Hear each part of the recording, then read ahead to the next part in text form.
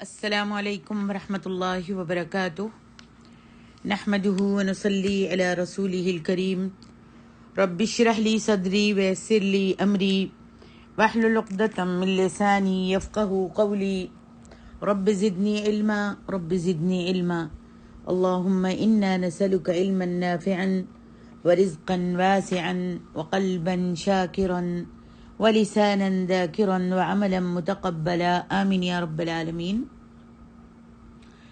تفسیر سورۃ التوبہ آیت نمبر 30 سے 33 تک۔ اعوذ باللہ من الشیطان الرجیم۔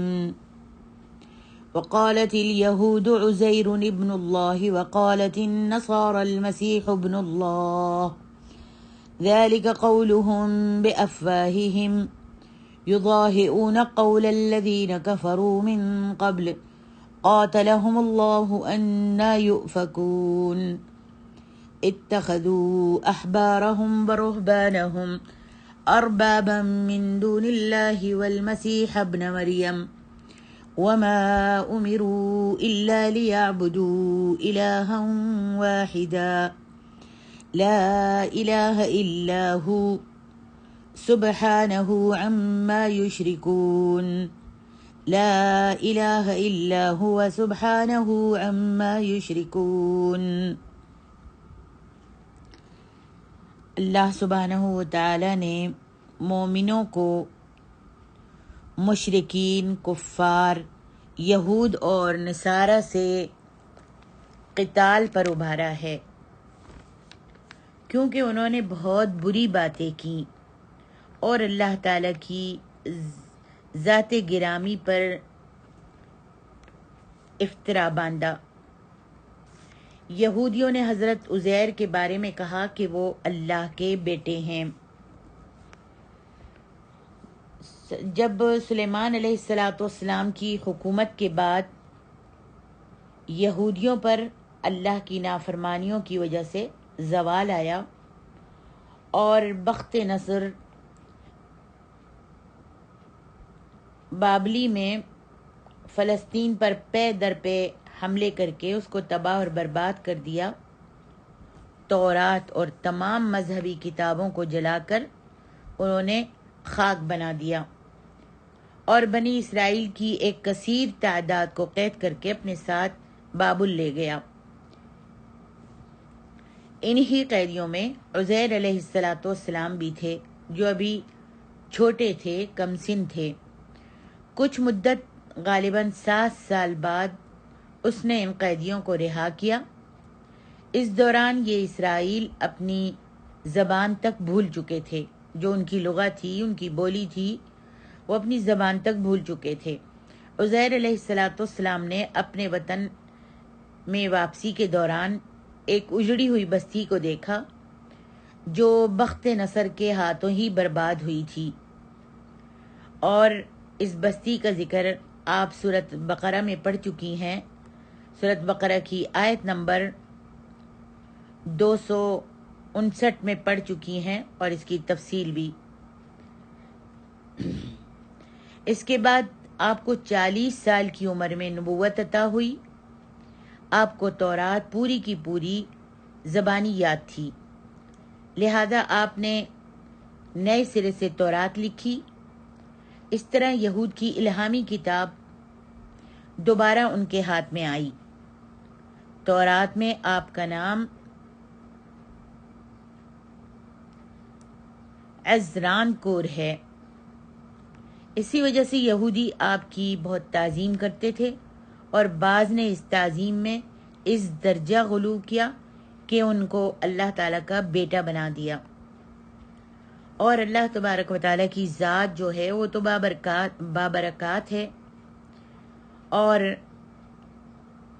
برکت والی ہے، اس بات سے وہ اللہ کی ذات پاک اور بلند اور بالا ہے کہ اس کا کوئی بیٹا ہو۔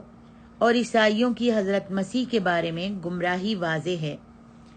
اسی لیے اللہ سبحانہ و تعالیٰ نے ان دونوں جماعتوں کی تکذیب کرتے ہوئے فرمایا ذالک قولہم بافواہہم، یہ ان کے منہوں کی باتیں ہیں، یعنی ان کے دعوے محض کذب و افطرا ہیں اور ان کے پاس کوئی بھی دلیل نہیں ہے۔ یضاہئون قول الذین کفروا من قبل، پہلے کافر بھی اسی طرح کی باتیں کہا کرتے تھے، یعنی جس طرح یہ لوگ گمراہ ہیں اسی طرح پہلی امتوں کے لوگ بھی گمراہ تھے اور یہی باتیں کیا کرتے تھے۔ قاتلہم اللہ، اللہ ان کو ہلاک کرے۔ حضرت ابن عباس رضی اللہ عنہ فرماتے ہیں کہ اللہ تعالیٰ ان پر لعنت کرے، مطلب یہ ہے قاتلہم اللہ، حضرت ابن عباس فرماتے ہیں کہ اللہ تعالیٰ ان پر لعنت کرے۔ انا یوفکون، یہ کہاں پھرے جاتے ہیں، یعنی یہ حق سے کیسے گمراہ ہیں حالانکہ وہ ظاہر ہے اور حق کو چھوڑ کر یہ باطل کو اختیار کر رہے ہیں۔ ارشاد باری تعالیٰ ہے اتخذوا احبارهم ورهبانهم اربابا من دون اللہ والمسیح ابن مریم، انہوں نے اپنے علماء اور مشائخ اور مسیح ابن مریم کو اللہ کے سوا اپنا رب بنا لیا تھا۔ امام احمد، ترمذی اور ابن جریر نے کئی سندوں کے ساتھ عدی بن عاطم رضی اللہ عنہ سے روایت کیا ہے کہ انہیں جب نبی علیہ الصلوۃ والسلام کی دعوت پہنچی تو وہ شام کی طرف بھاگ گئے۔ زمانہ جاہلیت میں انہوں نے عیسائی مذہب اختیار کر لیا تھا۔ ان کی بہن اور قوم کے کچھ لوگوں کو گرفتار کر لیا گیا تو نبی علیہ الصلوۃ والسلام نے ان کی بہن پر احسان کرتے ہوئے ان کو آزاد کر دیا۔ ان کی بہن کو عدی بن حاتم کی بہن کو نبی علیہ الصلوۃ والسلام نے آزاد کر دیا اور اس کو کچھ عطا بھی کر دیا، یعنی کچھ مال و دولت سے بھی نوازا۔ تو اس نے واپس جا کر اپنے بھائی عدی بن حاتم کو جا کر اسلام قبول کرنے اور نبی علیہ الصلوۃ والسلام کی خدمت میں حاضر ہونے کی دعوت دی۔ تو عدی ان کے بھائی جو تھے وہ مدینے میں آئے۔ یہ اپنی قوم بنو تے کے سردار تھے۔ ان کے والد حاتم تائی جو دو سخا میں بہت زیادہ مشہور تھے، بہت سخی تھے، ان کی مدینے آمد پر لوگ باتیں کرنے لگے۔ جب عدی مدینے میں آئے تو ان کی آمد پر لوگ جو تھے وہ باتیں کرنے لگے۔ عدی جب نبی علیہ الصلوۃ والسلام کی خدمت میں حاضر ہوئے تو ان کی گردن میں چاندی کی سلیب تھی۔ نبی علیہ الصلوۃ والسلام نے ان کے سامنے یہ آیت پڑھی اتخذوا احبارهم ورهبانهم اربابا من دون اللہ، انہوں نے اپنے علماء اور مشائخ اور مسیح ابن مریم کو اللہ کے سوا اپنا رب بنا لیا۔ نبی علیہ الصلوۃ والسلام نے جب یہ آیت پڑھی تو عدی کہنے لگے میں نے عرض کی کہ یہ لوگ اپنے علماء و مشائخ کی عبادت تو نہیں کرتے تھے؟ آپ نے فرمایا ہاں، لیکن وہ جب ان کے لیے حلال کو حرام، یعنی ان کے مشائخ، ان کے مولانا جب ان کے لیے حلال کو حرام اور حرام کو حلال قرار دے دیتے تھے تو وہ ان کی پیروی شروع کر دیتے تھے، ان پر ایمان لے آتے تھے اور ان کا کہنا مانتے تھے۔ نبی علیہ الصلوۃ والسلام نے فرمایا اے عدی، تم اس سے کیوں بھاگتے ہو کہ یہ کہا جائے کہ اللہ سب سے بڑا ہے؟ کیا تم جانتے ہو کہ اللہ سے بڑی کوئی چیز ہے؟ پھر تم اس بات سے کیوں بھاگتے ہو کہ یہ کہا جائے کہ اللہ کے سوا کوئی معبود نہیں؟ کیا تم جانتے ہو کہ اللہ کے سوا کوئی اور معبود بھی ہے؟ پھر نبی کریم صلی اللہ علیہ وآلہ وسلم نے اس سے اسلام کی دعوت دی تو وہ مسلمان ہو گیا اور اس نے حق کی گواہی دی۔ عدی کہتے ہیں چنانچہ میں نے دیکھا کہ اس سے حضور سرور کائنات صلی اللہ علیہ وسلم کا چہرہ مبارک جگمگا اٹھا۔ اللہ اکبر۔ جب اسلام لے آئے اور حق کی گواہی دی تو کہتے ہیں میں نے دیکھا کہ میرے نبی صلی اللہ علیہ وسلم کا چہرہ جو تھا منور ہو گیا اور خوشی کے مارے جگمگا اٹھا۔ پھر آپ نے فرمایا یہود مغضوب علیہم اور نصارہ گمراہ ہیں۔ اللہ اکبر۔ اسی لیے اللہ سبحانہ و تعالی نے فرمایا ہے، اور یاد رکھیے اس آیت میں اتخذوا احبارہم ورہبانہم، ان اہل کتاب کا دوسرا شرک بیان کیا جا رہا ہے کہ دوسرا شرک ان کا یہ تھا کہ حلت و حرمت کے اختیارات انہوں نے اپنے علماء و مشائخ کو سونپ رکھے تھے، حالانکہ یہ اختیار صرف اللہ کو ہے۔ وہ کتاب اللہ کو دیکھتے تک نہیں تھے، کتاب کو اپنے اللہ کی کتاب کو دیکھتے تک نہیں تھے، بس جو کچھ ان کے علماء مشائخ کہہ دیتے تھے اسے اللہ کا حکم سمجھ لیتے تھے، جبکہ ان کے علماء و مشائخ کا یہ حال تھا کہ تھوڑی سی رقم لے کر بھی فتوے ان کی مرضی کے مطابق دے دیا کرتے تھے۔ اس طرح انہوں نے اپنے علماء و مشائخ کو رب کا درجہ دے رکھا تھا۔ اللہ اکبر۔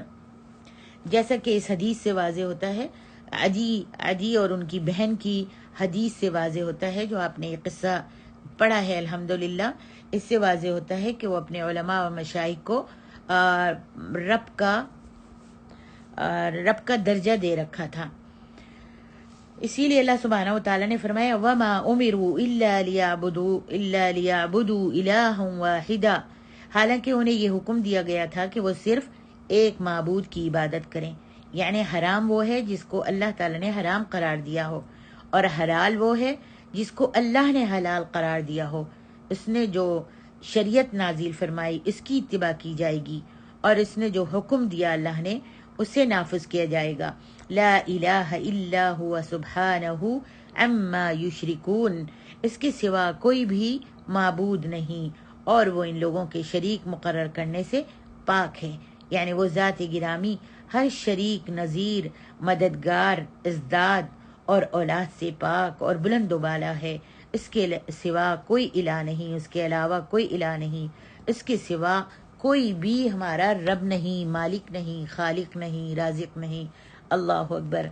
آگے ارشاد ربانی ہے یریدون ان یطفئوا نور اللہ بافواہہم ویأبی اللہ الا ان یتم نورہ ولو کرہ الکافرون هو الذی ارسل رسولہ بالہدی ودین الحق لیظہرہ علی الدین کلہ ولو کرہ المشرکون۔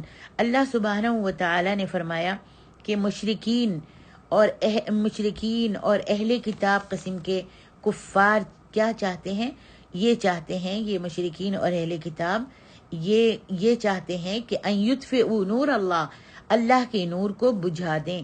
اللہ تعالیٰ نے اپنے رسول صلی اللہ علیہ وسلم کو جس ہدایت اور دین حق کے ساتھ مبعوث فرمایا ہے، یہ کیا چاہتے ہیں؟ یہ چاہتے ہیں کہ اسے محض لڑائی جھگڑے اور افترا پردازی کے ساتھ مٹا دیں، جھوٹ باندھ کر، جھوٹ تہمت لگا کر اس کو مٹا دیں۔ ان کی مثال اس طرح ہے جیسے کوئی سورج یا چاند کی روشنی کو پھونک مار کر بجھا دینا چاہے۔ کبھی چاند کی روشنی پھونک مارنے سے، چاند کی یا سورج کی روشنی پھونک مارنے سے بجھ سکتی ہے؟ نہیں۔ تو اللہ تعالیٰ ان کی مثال فرما رہا ہے کہ ان کی مثال تو اس طرح سے ہے جیسے کوئی سورج یا چاند کی روشنی کو پھونک مار کر بجھا دینا چاہے، حالانکہ وہ ایسا نہیں کر سکتا۔ اللہ تعالیٰ نے جس دین کے ساتھ اپنے نبی صلی اللہ علیہ وسلم کو مبعوث فرمایا، وہ اسے یقیناً مکمل اور غالب کر کے چھوڑے گا۔ یہی وجہ ہے کہ ان کی خواہشوں اور ان کے ارادوں کے مقابلے میں اللہ سبحانہ و تعالیٰ نے فرمایا وَيَأْبَى اللَّهُ إِلَّا أَن يُتِمَّ نُورَهُ وَلَوْ كَرِهَ الْكَافِرُونَ، اور اللہ تعالیٰ انکار کرتا ہے مگر یہ کہ وہ اپنے نور کو پورا کرے، اگرچہ کافر ناپسند ہی کریں، اگرچہ کافروں کو برا ہی لگے، لیکن اللہ سبحانہ و تعالیٰ اس بات کا انکار کرتا ہے کہ وہ اللہ کے نور کو بجھا سکتے ہیں۔ اللہ سبحانہ و تعالیٰ کے نور کو کوئی بھی نہیں بجھا سکتا، اور کس لیے کہ وہ اللہ سبحانہ و تعالیٰ اپنے نور کو پورا کر کے ہی رہے گا۔ یہاں پر اللہ سبحانہ و تعالیٰ کے نور سے مراد آفتاب ہدایت یا کتاب و سنت کی روشنی ہے۔ جس طرح سورج کی روشنی کو پھوکوں سے بجھایا یا مان نہیں کیا جا سکتا، اسی طرح ان کافروں کی ہٹ دھرمیاں سرگرمیوں سے، ان کے لغو اعتراضات سے، ان کی آیت الہی میں شبہات پیدا کرنے سے، یا اللہ کی آیات، اللہ کے رسول صلی اللہ علیہ وسلم اور مسلمانوں کا مذاق اڑانے سے دین اسلام کی راہ کو روکا نہیں جا سکتا، جسے اللہ سبحانہ و تعالیٰ ہر صورت میں پورا کرنا چاہتا ہے۔ اور یہ تو یقینی بات ہے کہ کافروں کو اسلام کی ترقی ایک آگ بھی نہیں بھاتی، ہر ترقی کے قدم پر وہ جل بھن کر رہ جاتے ہیں۔ اللہ اکبر۔ آگے ارشاد ربانی ہے هو الذی ارسل رسولہ بالہدی ودین الحق، وہی تو ہے، وہی ذات تو ہے جس نے اپنے پیغمبر کو ہدایت اور دین حق دے کر بھیجا۔ ہدایت سے مراد وہ سچی خبریں، ایمان صحیح اور علم نافع ہے جسے لے کر میرے اور آپ کے پیارے نبی صلی اللہ علیہ وسلم دنیا میں تشریف لائے، اور دین حق سے مراد وہ صالح اور صحیح اعمال ہیں جو دنیا اور آخرت میں منفعت فائدہ بخش ہوتے ہیں، لِيُظْهِرَهُ عَلَى الدِّينِ كُلِّهِ، تاکہ اس دین کو دنیا کے تمام دینوں پر غالب کر دے۔ جیسا کہ صحیح حدیث سے ثابت ہے کہ نبی علیہ الصلوۃ والسلام نے فرمایا، بے شک اللہ تعالیٰ نے زمین کو میرے لیے لپیٹ دیا تو میں نے اس کے مشرقوں اور مغربوں کی طرف دیکھا، زمین کے جس جس حصے کو میرے لیے لپیٹا گیا وہاں وہاں تک میری امت کی حکومت پہنچ جائے گی۔ اللہ اکبر۔ اور آج سبحان اللہ آپ کی امت ہر جگہ حکومت کر رہی ہے۔